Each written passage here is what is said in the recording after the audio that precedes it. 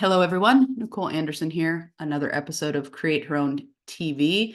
And today I'm here with Liz, and we are discussing ADHD today, which a lot of you that watch this will probably, I don't know, resonate with this whole conversation. So, just really quickly before we jump into the questions, Liz, introduce yourself and tell us what you do, and we'll go from there. Sounds great. And thanks for having me. I'm Dr. Liz Slonena. I am an ADHD psychologist with ADHD myself. And in classic ADHD fashion, I do a lot of different things. I'm a speaker, I'm a YouTuber, I'm an ADHD business consultant, and I have a private practice in Asheville, North Carolina. So, what I do for a lot of folks, I take neurodivergent entrepreneurs from stuck to inspired using mindful hypnosis, which is a science backed way to rapidly reduce your stress and feel more calm, confident, and creative.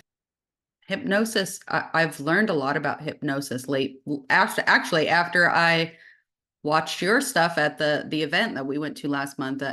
It's fascinating, honestly. It's so our brains are such complex things, complex organs, and it's like if we can change just that, just a little tweak, even if it's just a tiny little tweak, it's insane. Our brains Yeah. are ridiculous.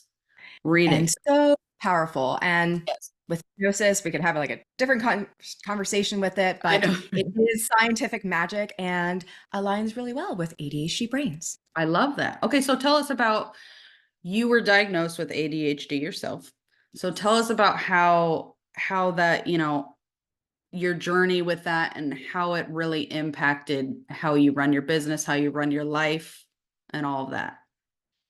Yeah. So thinking back, I always felt that there was something, well, at first wrong with me, feeling this common situation of feeling too much, Mm. but not enough at the same time.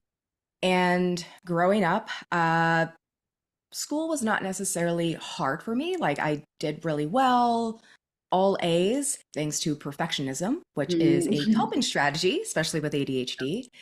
Um, I was always the last one to turn in the book report or turn in the test.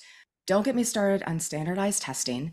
And I that, probably agree with exactly whatever you would be saying. Yes. yes, yes. And so, especially for women, we kind of go undiagnosed until there's like a major part in our life where our coping strategies can no longer fit the demands of the world that we're Right. living in. And so for me, I went all the way through and completed graduate school Wow. before even thinking that I could potentially have ADHD. Wow. Yeah. And so, as a psychologist, I was trained in the assessments that rule out ADHD. I did plenty of them, and never once did I think, these seem kind of familiar. These kind of seem like me. No. And it wasn't until going through internship, which is really hyper focused in clinical work, and you're doing all the things, did I finally have really great health insurance to get diagnosed. And also having the time to get diagnosed and actually take care of your own health and mental health is definitely a privilege. That's another woman thing. We tend to put ourselves the very last. So yeah, a Yeah. whole nother story. Yes. And so I always forget what age I was, but I'm going to say like I was 29, I believe, when I finally got diagnosed. And it was just at this point where like I just could not keep up with life. Yeah. Could not keep up with adulting. I couldn't keep up with the endless notes working at the Veterans Affairs system. It was just too much. And my perfectionism and all my coping strategies that I thought I loved so dearly were not helping. Mhm. And it was really interesting. And this is a fairly common experience of for those who are contemplating getting assessment or just ruling out whether or not they have ADHD and finally getting a diagnosis of some sort, there is this interesting grieving process Mm. of, oh my gosh, how different my mind and my life would look like if I had this diagnosis, if Wow. my parents or my teachers knew about this. Wow, what kind of accommodations I could have. Wow, I could have time and a half or even double time to take these stupid tests or licensure exams. And so I like to say for myself and for my clients, it's like playing life on extra, extra hard mode. Mm. And that's so sad because I know I know so many adults that are struggling with it now, and just what you said, if we had known earlier, how different could our life have been? Like that's just insane. Yes. It Yeah. schooling, I can't imagine having that and being in a traditional school setting. I honestly, Yeah. it's Yeah. The the traditional school setting and just like academia, whether it's college, higher education, is a neurotypical setup. Like it is not designed to fit ADHD brains. And that is why the diagnosis or the contemplation of like, oh, I wonder if I have ADHD comes up in the first place. mm, But with folks who are perfectionists, are like keeping it in, that don't have what's called the externalizing behaviors when it's more internal, those are the hardest ones to even contemplate or even be on the awareness of like, huh, I wonder if this person has ADHD. And I'm really thankful that the topic of ADHD and even neurodivergence is being talked more of, mhm. whether love or hate TikTok. It has definitely helped create Right. awareness of this. Because right now, the systems in place, whether it's schooling, education, even learning systems, and at large, the medical health system, Mm, is not neurodivergent friendly. So even the diagnoses or like the criteria are not really well equipped to be neuroaffirming, let alone accurately depict the lived experience of ADHD, right. especially with adults. And on top of that, women and gender expansive folks.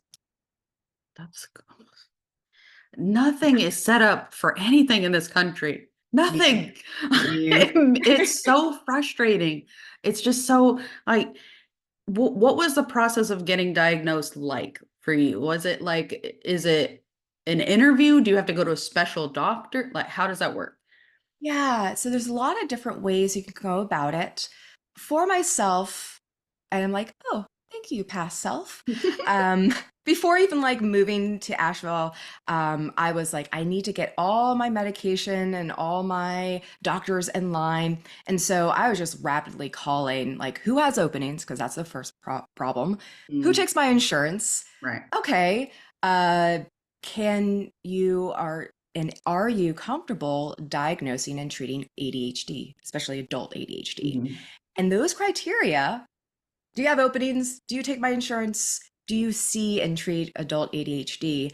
Are the main rule outs that I have, that I instruct my clients and that I did for myself. Mm, So, long story short, I was able to be connected with a really, really great nurse practitioner as well as an MD, a doctor, mhm, and they do treat adult ADHD. So, with this, they did a very thorough interview looking at my childhood history, as well as just my life situation, how hard adulting is. And so a combination of both an interview, past history, as well as some questionnaires that I filled out, it was very apparent, yes, you have adult ADHD. And mhm. for my case, I have the inattentive subtype, which is basically everything's really internalized. My mind is very, very active, very creative, or kind of the standard,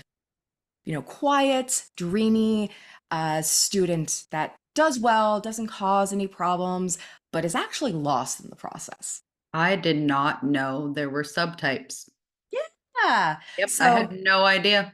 yeah, so the subtypes are the inattentive subtype, which is fairly more common within women, Mm, the hyperactive subtype, which is the primarily adult, male presentation, or the very externalized, where they're loud, they're boisterous, they don't follow rules, they switch tasks left and right, like it's Yeah. physically present. Wow. And then the combination type, which is the combination of both the inattentive and hyperactive. So you got the best of both worlds. The best and the worst of both worlds. Yes. That's so crazy. Honestly, I literally had, I don't know why I'm Yeah. surprised by it, but there's always a bunch of different types of human beings. So why wouldn't there be a Right. bunch of different types of that? So you were the internalized one, the first. So, Right. so I do really well in school. It's just like all internalized, well, mostly internalized, and then the second type is more like what you would see probably in little boys in school where they don't sit Uh, still type of thing. yeah. Yeah. I didn't know that they still did that as adults too, like won't sit still, don't sit still. That's it. Yeah. I want to emphasize that ADHD is a neurodevelopmental, I hate to say it, disorder. Mhm. I'm going to say like a neurodevelopmental experience that our neurotype, our brains are just wired differently. And we have different kind of developmental experiences because of that. Right. So, yes, adult ADHD exists. It doesn't go away because we're living with our brain, and it exists in childhood and persists throughout adulthood. However, the symptoms may take on different forms. And hey, if you have a lot of coping strategies that can help mask the Hmm. symptoms, what is fairly typical is that the hyperactivity that exists, like in most children, slowly wanes in adulthood. However, it could be argued, well, was that, for lack of a better word, beaten out of you, both verbally, Mm, societally, or just like, right. I gotta hide it? Or life gets more and more exhausting and you get more and more You're just tired. you're just an adult and you're tired now. Yes. You move around less. Yes. We all Yes. do that. It's fine. It's not just you. So when you talk about ADHD and being an adult, like when you're a kid, okay, you're in school, you don't have too many responsibilities. But then when you become an adult and you've got all these responsibilities, then you're looking at, okay, I've got ADHD. What are the strengths that I can pull out of this instead of only focusing on the weaknesses, right? Like, yes, Yes. it's I can't focus. I can't focus. People, I for lack of a better word, people focus on that fact that they can't focus. Yes. So when you're talking about strengths, what strengths can we be positive for a minute? What Yeah. strengths does ADHD give you? And I'm so glad that you're asking that question because there are so many strengths and unique characteristics of adult ADHD and Mhm. just ADHD in general. The first and foremost one is because our brains are wired differently, we are so creative. Mhm. We make connections so quickly. Yes, our brains are very divergent. And so we make really great pattern recognition. We can oftentimes like predict something before it even happens because we're just Mhm. aware, so much so. And the creativity can work so well of we do things differently. A lot of folks with ADHD are in the creative professions, whether it's art, photography. A lot of therapists have ADHD because our work is inherently creative. Uh, we also, another strength would be we are so empathetic. We really get you and want to see you for you, not the mask that you are putting on. And so, this empathy, this compassion, people with ADHD have the biggest hearts. And Oh, I love also, yeah. And with that, it's a blessing and a curse to have a that. big heart. That's true. Also a whole nother episode. Yes. Yes. Let's see what else. The strength of novelty. We love novelty. We love new things that what's gets our dopamine going. And because of that, we can create really new creative things, especially in the world of business, just making new products or making new ways to move around the world. We want to make the world a better place, and we can create some novel interventions simply because, like, hey, we're missing this in our life. Let me make it. Um, we're also really honest and authentic.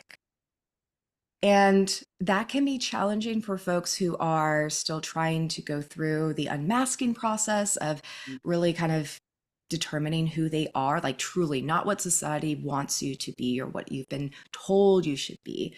But our bullshit detectors are so fucking keen. And we That's can pick great. up, yes, we can pick up when someone's lying to us. We can pick up when someone is brown nosing us. And we can really click well with people who are just naturally honest and authentic themselves. So for a lot of folks, we kind of choose our friends really wisely, Mm. very discerning, because we don't have time to talk about the weather or not have deep conversations. We want real, deep connections. And also, not everyone is going to fit that box. That it's so fun. Everything everything you just described is just like that is 100% to a T my husband. 100%. Yeah. Like Yeah. he knows if somebody is a shit person the minute he meets them. Like Yep. give him 60 seconds and he's going to tell you. Like Yep. it's just it's crazy. And that's a superpower. That is Oh, yeah. totally a superpower. And I know everybody tends to focus on the negative stuff about having ADHD, but though all of the strengths that you just described, like that's a superpower, people. Like it's not bad. The empathy Yes. thing can get you in trouble, obviously, but I mean, Yeah. we've all been victim to that, haven't we? Totally. Totally. Um, so as far as your advice to other adults that may be like, maybe I have it, or they've been thinking about it, maybe that's what's wrong with me. Cause we always like to say this is wrong with me, but I don't think that's true. Cause I think that a lot more people have it than don't, to be Oh, honest, yes. Oh, especially yes. now with all of that, there's so much all over at all times. Like, Hmm. how can anybody focus? I just don't understand. But anyways, Right. do you suggest going to get diagnosed or going to, beyond taking an online quiz, which we've all probably done? Do I have Yeah. anxiety? Yes, I do. Yes. Yes. So if you are questioning, do I have ADHD? Please do reach out to a licensed professional. I would say that it is best if you reach out to a neuro-affirming therapist. Um, a little biased here, but an ADHD therapist, either who specializes in neurodivergence or has ADHD themselves, Mhm. because that in itself, not everyone's going to treat ADHD or are not really affirming. Right. So definitely go to a therapist. Ask whether or not they do assessments or at least do some kind of questionnaires to help you. Mhm. Um, there's always opportunities to be referred to a full diagnostic assessment. And I will say that that is not necessary unless you are pursuing like academic accommodations or Mhm. work accommodations, which you need like a full write up and evaluation. And it's always great of getting connected. Well, first, obviously, therapist, but also a neuro affirming general practitioner or someone who does prescribe medications. Mhm. And I understand that some folks have different opinions on to medicate or not medicate, but Going to it be is my just next important. question, actually. Yes. Yeah. All right. Well, let's go there from there. Yeah, The yeah. to medicate or to not medicate. Ooh, Yes, this is a great topic to talk about in therapy right. because it is nuanced. It's your own body, it's your own brain chemistry. And some people are open to it, some are not. And sometimes they discover, oh, wait, I was just afraid of becoming addicted to these medications that I've been told all my life, like Adderall is like crack or, medicalized crack, basically. And that's not true. Um, and and time again, the research indicates the best treatment of ADHD is combination of medication and therapy Mm. because medication really helps get those neurotransmitters, specifically dopamine. People with ADHD do not have enough dopamine in their system. It's just we're wired differently. We do not have what everyone else or neurotypicals have. And medication, especially stimulating medication, can be that missing piece in the puzzle to finally be at peace with your brain, that thoughts can come very clear. Honestly, you feel a lot more calm in most cases. And for folks with ADHD considering medication, there isn't as much of a risk for abuse Mhm. because it doesn't hit the same way as a neurotypical using this medication Oh, inappropriately. interesting. Okay, okay. And as Yeah. an aside to the dopamine thing, because you specified that it's a dopamine. So people with ADHD, adults with ADHD, are they more likely to feel depressed and anxious because of that? Oh, yes. Mhm, Yes. The comorbidities of depression and anxiety are rampant with ADHD, whether it's treated or not. mhm. Um, my theory about this, and other people share the same thing, is that because you have a different wiring of your brain and born and raised in a neurotypical society, that is inherently invalidating. Mm, Who you are is very different than what the school system wants you to be, what your parents want you to be, what your employer wants you to be. And hello, that's a great recipe for anxiety and depression. right. And a fairly common coping strategy for ADHD is anxiety, is kind of triple checking and Mm, going over your work, the perfectionism to kind of censor yourself before you cause too much of a scene or take up too much space. right. And there's a growing theory that OCD like behaviors, like the checking behaviors or kind of going through things over and over again to make sure they are perfect, can be a coping strategy because ADHD is kind of like inherently, our brains are kind of messy.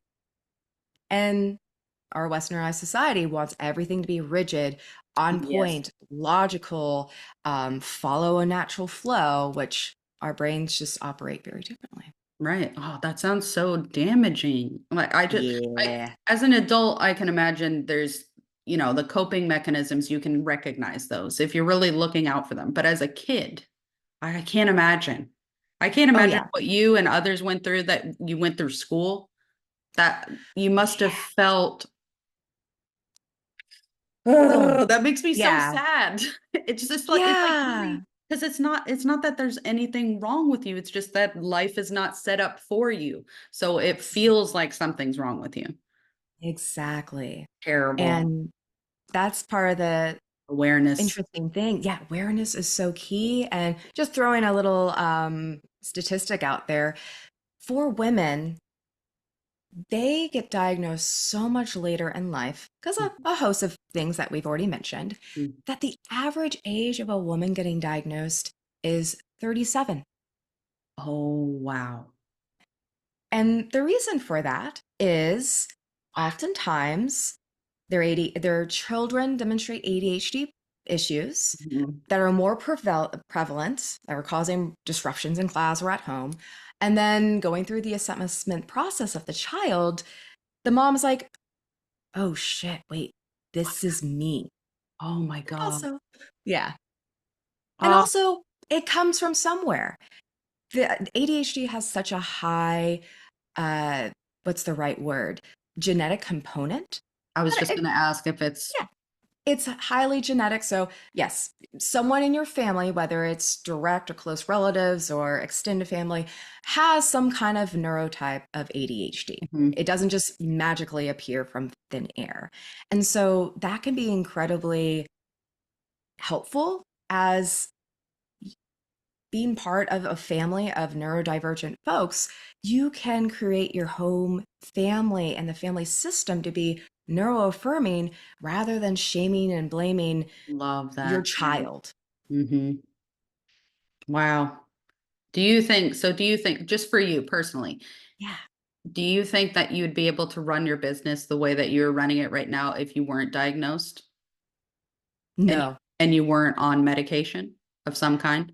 no, no. Uh, medication That was the says it best thing. all. Yeah, I know. medication was the best thing that I ever done for myself. Like, it is a night and day difference.